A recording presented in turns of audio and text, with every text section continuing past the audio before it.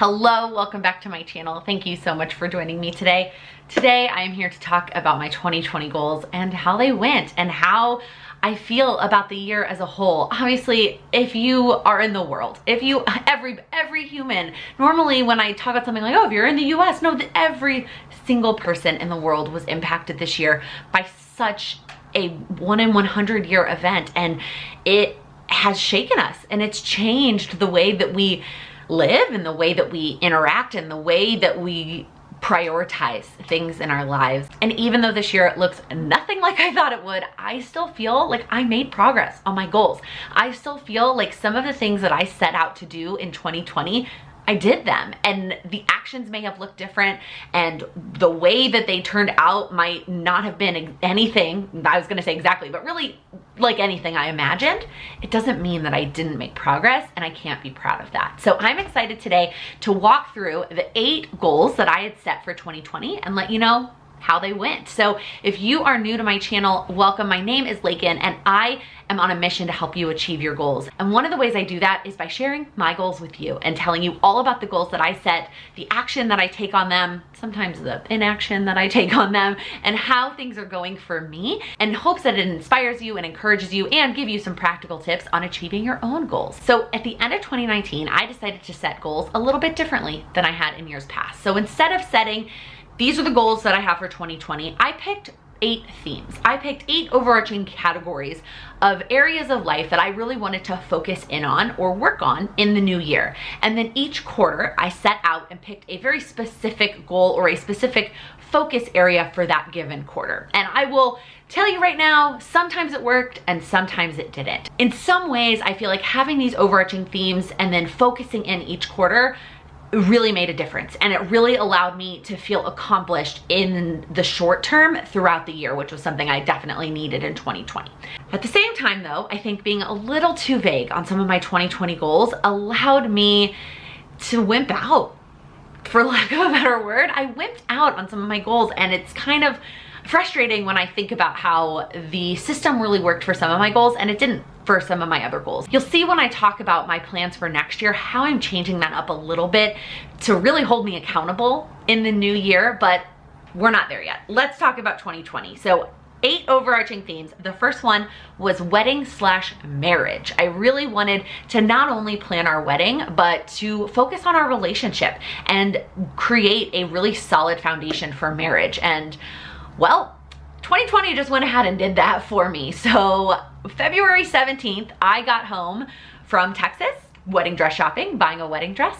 And since then, my fiance and I have spent every single day together. It has been 10 months and we have spent every day and every night in the same place, which is not our norm. We both love to travel, we both travel independently, and so spending this much time together is not something I envisioned for 2020. And when I chose my word of the year as love, that is the biggest way it manifested in 2020, was spending this many straight months with the person that I love the most, after myself, of course. I love myself. You have to love yourself to love others well and to work on your goals. But the other person I love the most in the world is my fiance, and spending 10 months straight together has, I believe, really solidified a foundation for our marriage. And I wouldn't say I made progress on the wedding goal because we postponed the wedding, so that it just kind of didn't need to happen. Although we did make some progress on it. I will say we did that. But overall, I would give this goal maybe like a 7 out of 10. All right, the next one was to focus on my mental health. And given everything that's been going on, I feel like I want to give this one a 10 out of 10 because there were so many even unseen stresses and just things that we never have had to deal with before in our lives that added an additional layer of struggle onto all of us in 2020.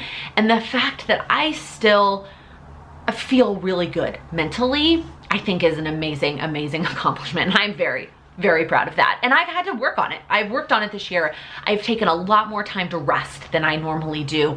I have taken a lot more time to do nothing, like to have a blank space on my calendar. I have taken a lot more time to get outside and breathe fresh air. We have driven across the country for our mental health this year, and I think that we prioritized it a lot. Definitely not in the way I thought I was this time last year, but I am really proud of the way that we focused on our mental health this year. All right, here's the first cop out. the third goal I had was to focus on my physical health. And I think by calling it that, I already opened the door to making it not what I wanted it to be. I wanted to lose weight. I want to lose weight. That is something that I want to do. Not necessarily, yeah, the vanity reasons are helpful, and obviously feeling good and clothes and all of that is important, but feeling better and also being in a physical place to eventually start a family is really important to me. And by making this overarching theme of physical health a category, the quarterly things that I picked were cop-outs. And I picked things that did not move the needle on actually losing weight. So was I successful on the quarterly things that I picked? Sure. Those individually, I did a great job. But overall, improving my physical health this year, like a 2 out of 10. It was not anything like I pictured. If you asked me what I wanted to feel like 12 months ago, this is not how I would want to feel.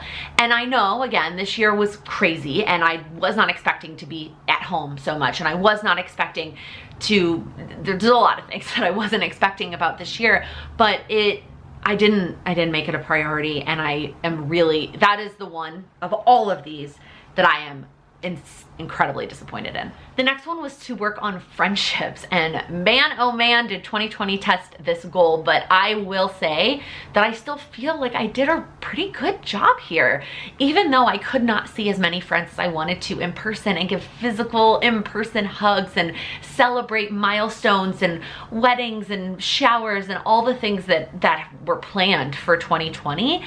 There were still some incredible friendship. I am like tearing up. Why is this the one that's gonna make me emotional?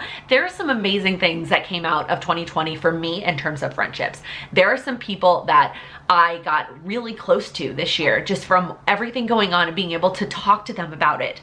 I realized that Zooming with friends on the other side of the country doesn't have to be reserved for global pandemics. And then to top it all off, one of my best friends and bridesmaids moved to New York City, and having her close by and seeing her in person, we saw each other almost every weekend from the time that she moved to New York and safely quarantined until we left for Chicago. And that just like filled up my friendship cup. So I'm gonna take a sip of water because I did not expect that one to make me so emotional, but I am really proud of the progress that I've made on that goal, especially given everything that went on this year. All right, number 5 is Plan with Laken, and I am so incredibly proud of this one, y'all. 10 out of 10 here in my eyes. And again, it looks nothing like I thought it would. I thought that Plan with Laken 2020 was going to be in-person events, public speaking.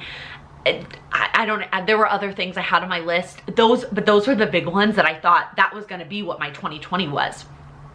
And then it wasn't, because we couldn't get together in person. So instead, it looked like the Patreon community that I have created and grown to over 300 incredible women in the last 5 months. And that is amazing to me. That's something that I just am so proud of and can't, like, that's it. That's all I needed to give this goal a 10 out of 10. But I've done other things for Plan with Laken that I'm super proud of. I've created a vision for what I want it to look like in the future. I have figured out how to batch my content to give myself my weekends back and actually have this not just be something that takes up all of my free time, but something that I enjoy working on. I have networked with a number of different entrepreneurs in all kinds of different business spaces and created friendships and relationships virtually and digitally, but I am so incredibly excited about the future of those relationships. And I am just happy. Like, I am so happy with where things are going, even though this year looked nothing like I thought it would.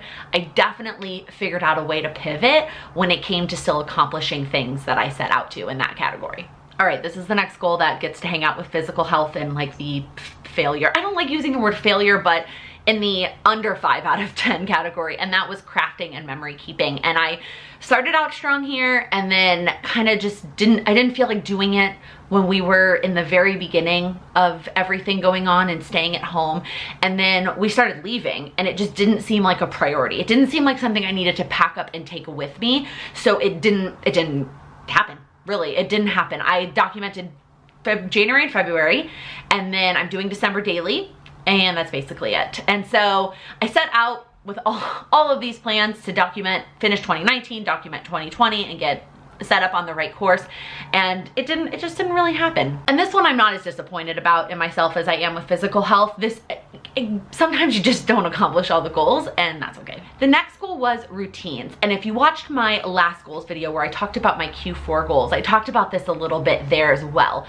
This one I feel like is about a 5 out of 10 because my morning routine, nailed it. I feel like I've got it down. I feel like I'm doing a great job, and no matter what location I'm in, what time zone, even if I don't do all of it, I feel like I'm still doing a really good job, and it's still helping me in the way that it needs to. My evening routine, not so much. I get very distracted in whether or not it even happens, to what degree it happens. Moving around has just thrown my evening routine out of whack, and it's not doing anything for me. So 5 out of 10 on my routines. And then the last one is the apartment. And this one maybe gets like a 3 out of 10. Mostly just, I did not anticipate how much time we were gonna spend there, and then we left it. I mean, by the end of this year, we will have spent 5 of 12 months somewhere else that's not our apartment because we just couldn't. It was just too small for 2 people to live and work full time and do very little socially outside the apartment. I mean, pre-pandemic times, we both not only worked out of the home, but a lot of times we're doing social things outside of the home as well, and we weren't spending that many hours. And so having a 400 square foot apartment didn't impact us. And so I didn't put that much effort into the apartment because I just didn't, like, I was frustrated by spending so much time there. I feel like everyone this year fell into either 1 or 2 of those camps. Either they spent so much time at home and they took advantage of it and they made their home a space that they loved and were proud of, or they were just like, I hate you and I don't want to be here anymore and I'm not even gonna try. And that's where I fell. I think I also realized pretty early on that long-term this was not going, we couldn't be in that small of a space anymore, and we were gonna need to move out of it. And so once we realized that, we stopped kind of trying at that apartment. It wasn't as important anymore because we are planning to leave. So that one also not as disappointed as physical health. I feel like we probably could have done more given how much time we spent there, and we still made some progress. We both cleaned out our clothes. I did mine at the very beginning of the year. Sam did his right before we left for Chicago. So we did make some progress on things in our apartment, but definitely not anywhere near as much progress as some of these other goals. Overall, I am proud of what I accomplished in 2020. I still made a lot of progress on my goals. I still did a lot of incredible things, made a lot of amazing memories, and set a foundation for even more in the future, even with everything going on. And I'm proud of that. And I am glad that I feel like I have the confidence to say that and to share that, because I think that's important. So I want you to keep that in mind as you look back on your year.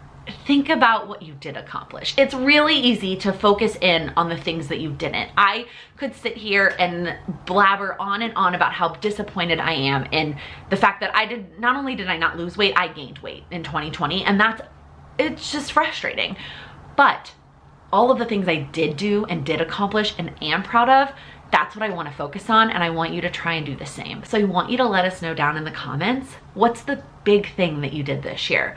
It doesn't necessarily have to be big in somebody else's eyes. It could be big just for you. But if somebody stopped you on the street and asked you, what did you do this year?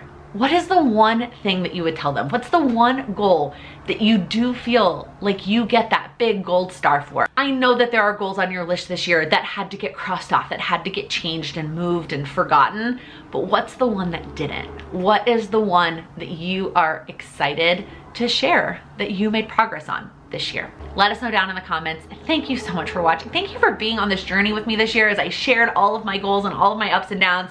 We're doing it again in 2021. I'm excited to bring you along.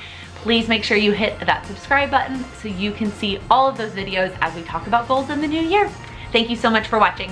Happy planning next year's goals. How many times have I said goals in this video? So intent, I've envisioned, all right, this is the next goal, but don't say that, Laken.